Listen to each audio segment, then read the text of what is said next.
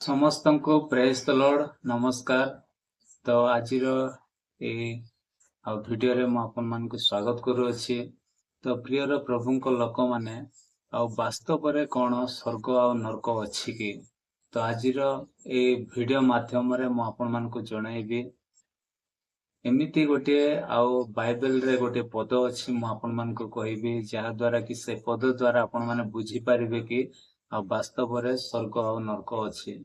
ତ ବହୁତ ଭାଇ ଭଉଣୀ ମାନେ ମତେ ପ୍ରଶ୍ନ କରନ୍ତି କି ଭାଇ ଆଉ ମଲା ପରେ ଆଉ କ'ଣ ସ୍ୱର୍ଗ ନର୍କ ସତରେ କ'ଣ ଅଛି କି?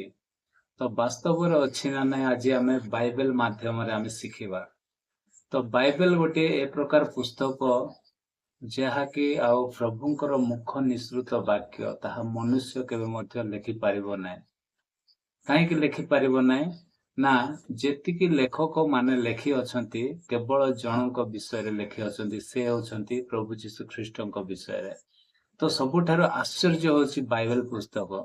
କାହିଁକି ନା କିଏ ଆଗ ଲେଖିଲା, କିଏ ପଛ ଲେଖିଲା, କିଏ କେତେ ବର୍ଷ ପୂର୍ବରେ ଲେଖିଲା, କିଏ କେତେ ବର୍ଷ ପରେ ଲେଖିଲା, କିନ୍ତୁ ସେମାନେ ଜଣଙ୍କର ବିଷୟରେ ଲେଖିଛନ୍ତି। ସେଥିପାଇଁ ଆମେ ବାଇବେଲକୁ ଆମେ ଅଧିକ ବିଶ୍ୱାସ କରିବାକୁ ପଡୁଛି।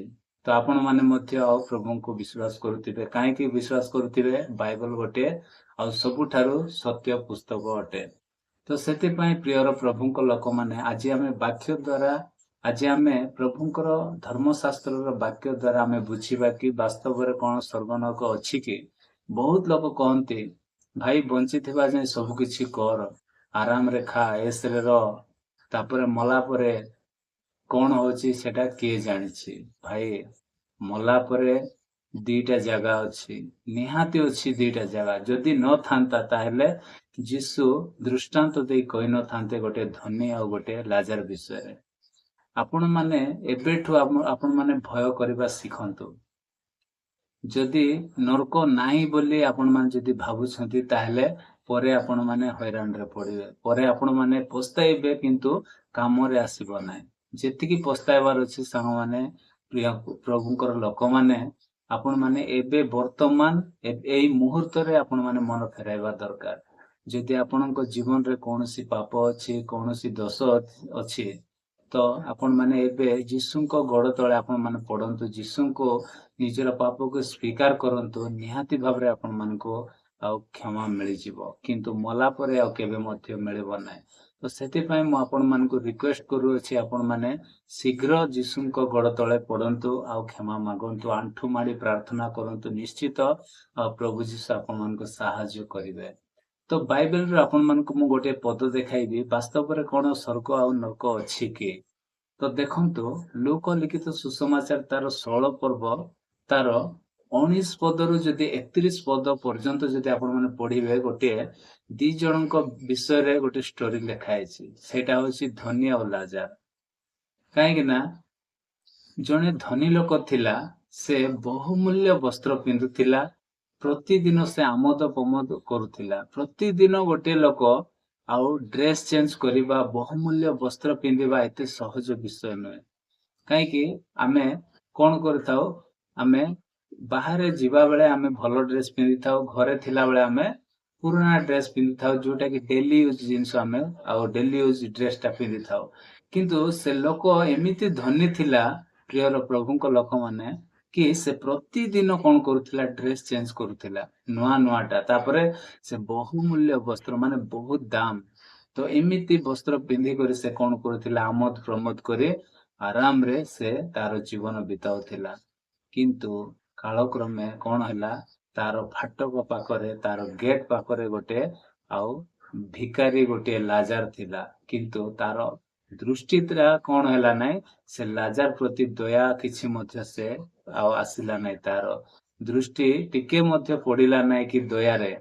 ଯଦି ଟିକେ ମଧ୍ୟ ସେ ଯଦି ଅନୁତାପ କରିଥାନ୍ତା, ପ୍ରଭୁ ତାଠାରୁ ମତେ ଆଉ ବହୁତ ଭଲରେ ରଖିଅଛ ବୋଲି ସେ ଭାବିଥାନ୍ତା, ତାପରେ ଲାଜାରକୁ ଖାଇବା ପାଇଁ ତାର ଘା ଗୁଡାକରେ ଆଉ ଔଷଧ ଲଗାଇଥାନ୍ତା କି ମେଡିକାଲ ନେଇଥାନ୍ତା, କିଛି ମଧ୍ୟ ଗୋଟେ ବି ଯଦି କରିଥାନ୍ତା, ତାହେଲେ ଚାନ୍ସ ଥିଲା ସେ ସ୍ୱର୍ଗକୁ ଯିବା ପାଇଁ। କିନ୍ତୁ ସେ ଚାନ୍ସଟା ସେ କ'ଣ କଲା ନା ହରାଇ ଦେଲା। ଆଜି ସେ ଚାନ୍ସ ହରାଇବା ଯୋଗୁଁ ସେ କ'ଣ କରୁଛି? ଆଜି ପ୍ରାର୍ଥନା କରୁଛି ନର୍କରେ ଥାଇକରି, କିନ୍ତୁ ଉତ୍ତର ମିଳୁନାହିଁ। ତ ସେଥିପାଇଁ ପ୍ରିୟର ପ୍ରଭୁଙ୍କ ଲୋକମାନେ, ସବୁଠାରୁ ବଡ ବିଷୟ ହେଉଛି ଲାଜାର ବାସ୍ତବରେ କଣ ଥିଲା? ସେ ଭିକାରୀ ଥିଲା, କିନ୍ତୁ ସେ ସ୍ୱର୍ଗ ରାଜ୍ୟକୁ ଗଲା।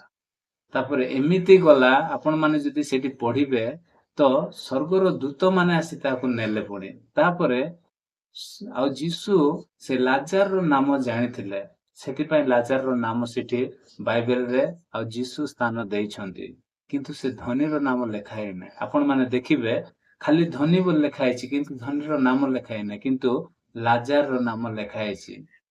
ଆଶ୍ଚର୍ଯ୍ୟ କଣ, ମାନେ ସେ ଯୋଉ ଧନୀ ଲୋକ ଥିଲା, ସେ ଧନୀ ଲୋକ ସେ କବର ସେ ପାଇଲା ବା ସମାଧି ପାଇଲା, କିନ୍ତୁ ସେ ଲାଜାର କଣ ହେଲା ନାହିଁ? ସମାଧି ପାଇଲା ନାହିଁ। ମାନେ ଦେଖନ୍ତୁ, ତାର ବଡିକୁ ହୁଏତ ଆଉ କୁକୁର ମାନେ ହଉ କିମ୍ବା ପଶୁ ମାନେ ଯିଏ ବି ହଉ ସେଟା ଖାଇକି କେମିତି କଣ କରିଦେଇଥିବେ, କିନ୍ତୁ ବାସ୍ତବରେ ଆଶ୍ଚର୍ଯ୍ୟ ବିଷୟ ହଉଛି ତାର ଆତ୍ମାକୁ ପ୍ରଭୁ କଣ କଲେ? ଗ୍ରହଣ କଲେ। ସେଇଟା ହଉଛି ସବୁଠାରୁ ବଡ କଥା। ଆଉ ସେ ଯେତେବେଳେ ସେ ଧନୀ ଲୋକ ନର୍କରେ ଯାଉଛି, ଆଉ ସେ କଣ ହଉଛି? ପୁରା କଲବଲ ହଉଛି, ଆଉ ଲାଜାର କଣ ହଉଛି? ସେ ଆରାମରେ ଶାନ୍ତିରେ ଅବ୍ରାହ୍ମଙ୍କ କୋଳରେ ଅଛି। ତ ଏଇ ଦିଟା ଆପଣ ମାନଙ୍କୁ ମୁଁ ଆଜି ଜଣାଇବାକୁ ଚାହୁଁଥିଲି କି ବାସ୍ତବରେ ସ୍ୱର୍ଗ ଆଉ ନର୍କ ବାସ୍ତବରେ ଅଛି। ତ ଆପଣ ମାନେ ଭୟ କରନ୍ତୁ, ଆପଣ ମାନଙ୍କର ଉପରେ ରହିଲା। ଆଜି ଆପଣ ମାନେ କୋଉଟା ମନୋନୀତ କରିବେ, ସ୍ୱର୍ଗକୁ ନା ନର୍କକୁ? ଆପଣ ମାନଙ୍କ ହାତରେ ଅଛି। ବର୍ତ୍ତମାନ ଏବେ ଅଛି, ଆଉ ଏଇ ମୁହୂର୍ତ୍ତରେ ଆପଣ ମାନଙ୍କୁ ଚେଞ୍ଜ ହେବାକୁ ପଡିବ। ଯଦି ଆପଣ ମାନେ ଏ ଟାଇମକୁ ଯଦି ଆପଣ ମାନେ ହରାଇ ଦେବେ, ତାହେଲେ ଆଉ ନେକ୍ସଟ ଟାଇମ ଆପଣ ମାନଙ୍କୁ ହୁଏତ ଚାନ୍ସ ମିଳିବ କି ନାହିଁ ସେଇଟା ଗ୍ୟାରେଣ୍ଟି ନାହିଁ। ତ ସେଥିପାଇଁ ପ୍ରିୟର ପ୍ରଭୁଙ୍କ ଲୋକମାନେ, ଆଜିର ଭିଡିଓରେ ଆଉ ଏଇ ଅନଲାଇନ ଭିଡିଓ ମାଧ୍ୟମରେ ମୁଁ ଆପଣ ମାନଙ୍କୁ ଜଣାଇଛି କି ଆପଣ ମାନେ ନିଶ୍ଚିତ ପ୍ରଭୁ ଯୀଶୁଙ୍କୁ ବିଶ୍ୱାସ କରନ୍ତୁ। ସେ ଆମର ଭରସା, ସେ ଆମର ପରିତ୍ରାଣ କର୍ତ୍ତା। ଆମର ପାପ କ୍ଷମା କରିବା ପାଇଁ ଏକମାତ୍ର ଆଉ ପ୍ରଭୁ ଯୀଶୁ ହିଁ ସକ୍ଷମ ଅଟନ୍ତି। ଆଉ କୌଣସି ଲୋକର ନାମ ଆଉ ଦିଆଯାଏ ନାହିଁ। ସେଥିପାଇଁ ଗୋଟେ ବିଷୟ ଲେଖା ଅଛି, ପ୍ରେରିତ 4:12 ଲେଖା ଅଛି, ତାହାଙ୍କ ଛଡା ଆଉ କାହାଠାରେ ପରିତ୍ରାଣ ନାହିଁ। ତ ସେଥିପାଇଁ ପ୍ରିୟର ପ୍ରଭୁଙ୍କ ଲୋକମାନେ, ବାସ୍ତବରେ ସ୍ୱର୍ଗ ଆଉ ନର୍କ ଅଛି। ସେଥିପାଇଁ ଆପଣ ମାନେ ଭୟର ସହିତ ପ୍ରଭୁ ଯୀଶୁଙ୍କୁ ବିଶ୍ୱାସ କରନ୍ତୁ, ଆଉ ତାଙ୍କରି ରାଜ୍ୟକୁ ଯିବା ପାଇଁ ଏବେ ବର୍ତ୍ତମାନ ଟାଇମ ଅଛି। ଆପଣ ମାନେ ପ୍ରସ୍ତୁତ ହୁଅନ୍ତୁ। এই ଅଳ୍ପ ବାକ୍ୟରେ ପ୍ରଭୁ ଆମ ସମସ୍ତଙ୍କୁ ପ୍ରଚୁର ରୂପେ ଆଶୀର୍ବାଦ କରନ୍ତୁ।